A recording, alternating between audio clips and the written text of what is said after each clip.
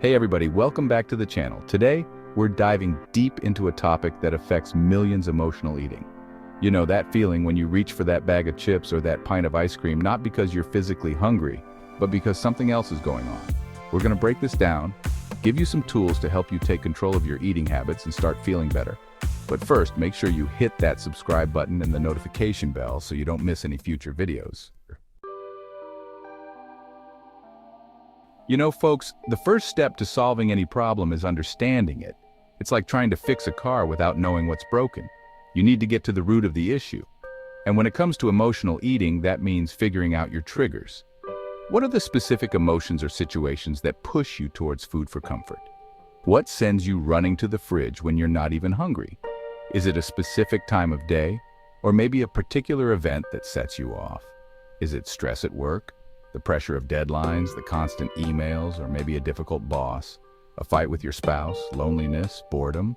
These are all common triggers that can lead to emotional eating. Think about it. What are you feeling right before you reach for that unhealthy snack? Is it a sense of emptiness, frustration, or maybe just a need for distraction? Write it down. Keep a journal for a week, 2 weeks, even a month, and track your emotions and your eating habits. Note the time, the place, and what you were doing before you felt the urge to eat.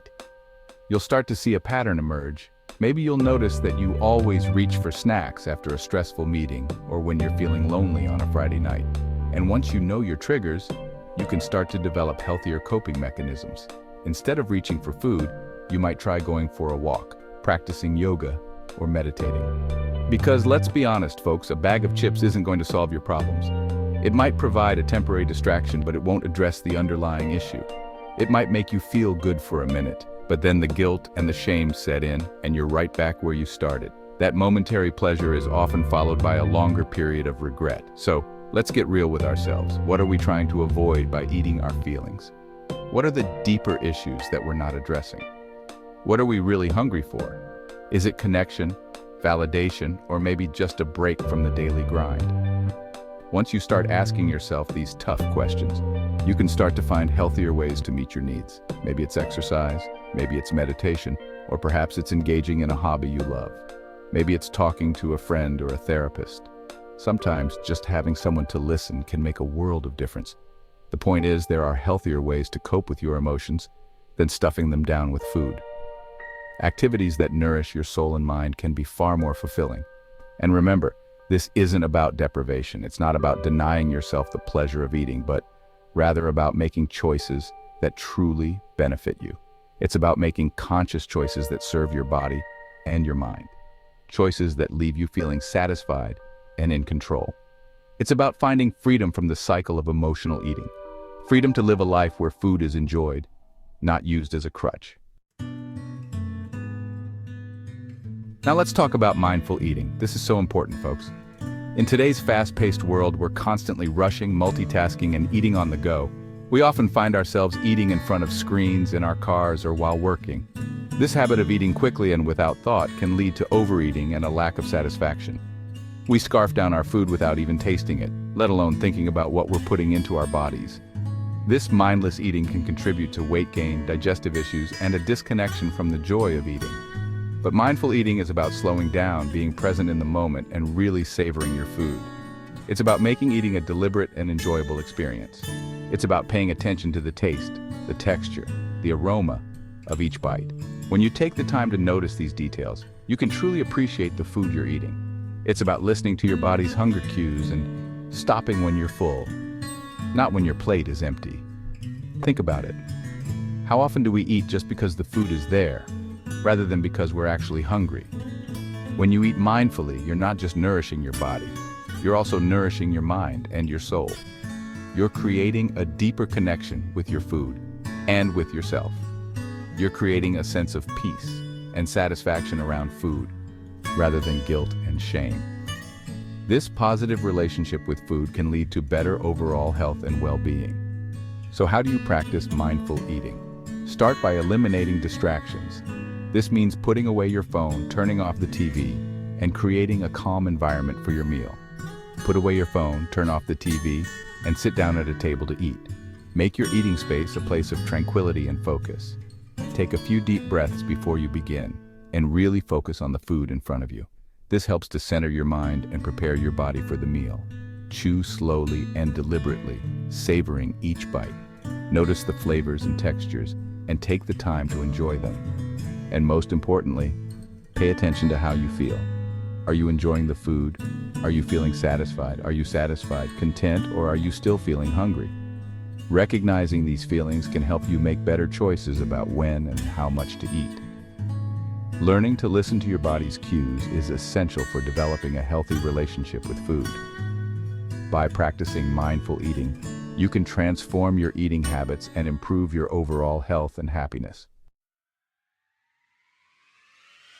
You know, so many of us have a love-hate relationship with food. We often find ourselves torn between the joy of eating and the guilt that follows. We crave it, we indulge in it, and then we beat ourselves up for it. It's a cycle that can feel never-ending. We label foods as good or bad, and we punish ourselves for giving in to our cravings. This black and white thinking can be harmful, but here's the thing, folks. Food is not the enemy.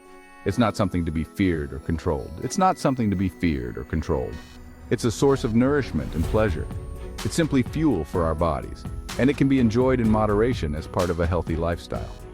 When we view food as fuel, we can start to appreciate it more. So how do we develop a healthy relationship with food? It starts with changing our mindset. First, we need to ditch the diet mentality. Stop restricting yourself, stop depriving yourself, and start listening to your body's natural hunger cues. Your body knows what it needs. And start listening to your body's natural hunger cues. Pay attention to when you're truly hungry and when you're full. Second, give yourself permission to enjoy all foods in moderation.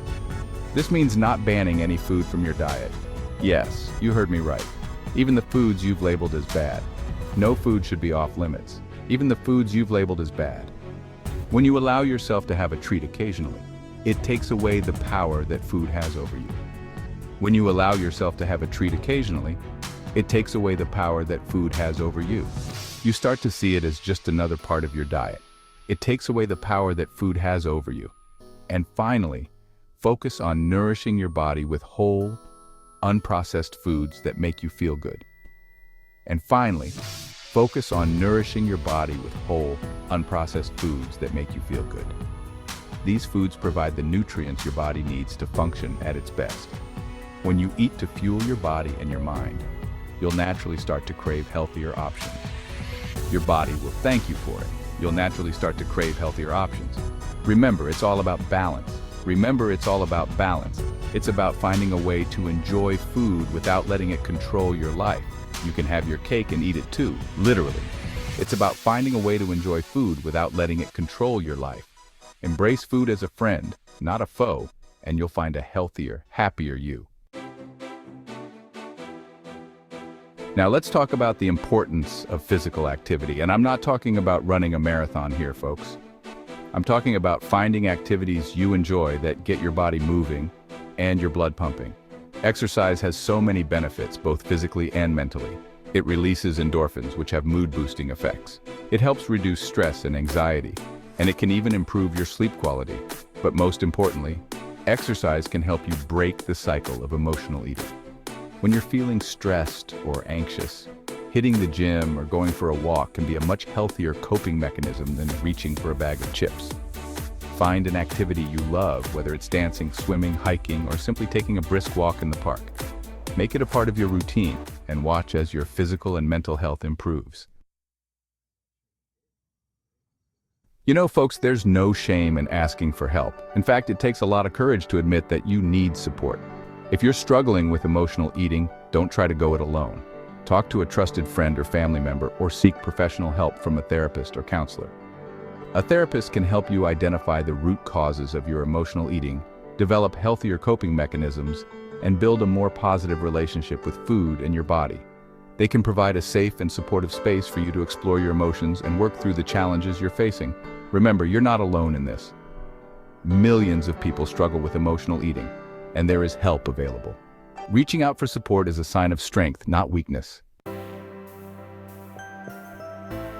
Now, as we wrap things up, let's talk about setting realistic goals. You're not going to change your eating habits overnight, folks. It takes time, it takes effort, and it takes patience. So, start by setting small, achievable goals that you can build on over time.